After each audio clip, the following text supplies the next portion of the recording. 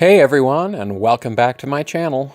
My name is Matt, and I run the absolute worst channel on YouTube, which you've found. And today, I have a fantastic movie idea to pitch to you, since Hollywood keeps rejecting my ideas. I'm tired of it, so I'm putting it here and begging for crowdfunding. So make sure to donate to my cause. So, this latest season, the final season of Game of Thrones, has been amazing, as everyone knows, so I want to continue it. The problem is that there's not really a good way to continue it where it is, so I'm proposing a soft reboot of Game of Thrones, but I'm going to call it The Game of Thrones because that's how reboots work nowadays. They have the same title or just a slightly tweaked version of the same title, but they're always awesome. This new movie, The Game of Thrones, will have some of the same characters, whoever is willing to return for a movie, but all of the returning actors will be cameos playing totally different roles. They'll just be the same actors for nostalgia. They'll just be in there for fun moments for the fans, but the thing is that this is supposed to take place after the end of the show, so people reference the Night King being killed, the undead army having been vanquished, and references to the Mother of Dragons, all that same stuff that everybody knows, again, for nostalgia. Basically, everyone will know what happened prior to this point, and it's the future, but none of the original characters return. And I won't lie, I was inspired by the 2016 Ghostbusters reboot for this idea, because that was also fantastic, but I promise I didn't steal anything else from it. Okay, so it's a new world, but the same world, and our main character is Daenerys' daughter, a child that no one ever knew about that she had with Khal Drogo, off-screen at some point. We can just write around it later. She never told anyone about this daughter because, like the Dothraki had a prophecy that any child born on this date or something would be evil, or I don't know. Again, we can write around it. Doesn't really matter. It's, again, just for nostalgia. So Daenerys abandoned her, and this little girl was raised by a kindly old dragon who just happened to exist out in the wild.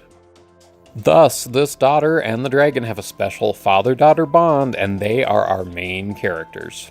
Oh, and I forgot to tell you, the dragon can talk because he's an elder dragon.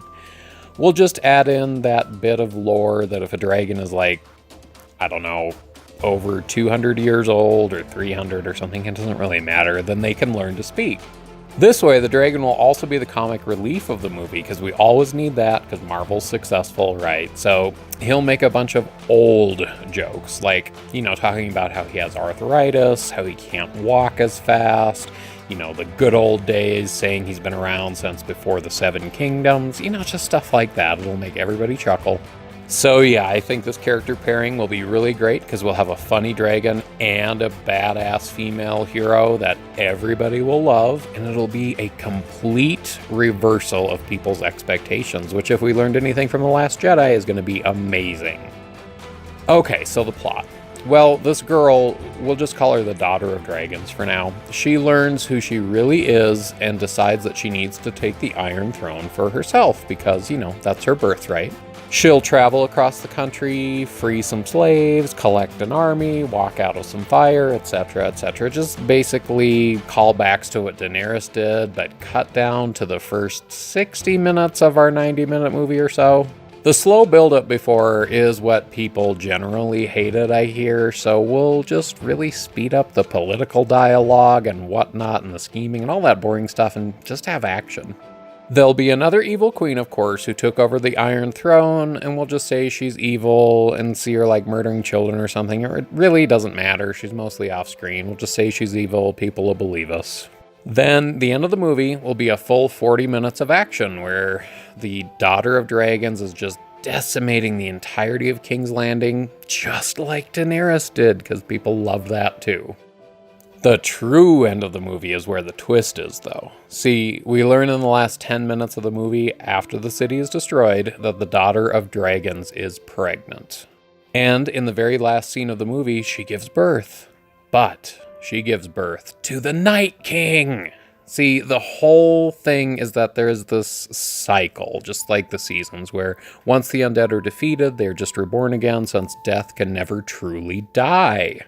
So, see, this sets us up for a sequel as the undead have now returned, and we can turn this into an action-packed trilogy that will make billions.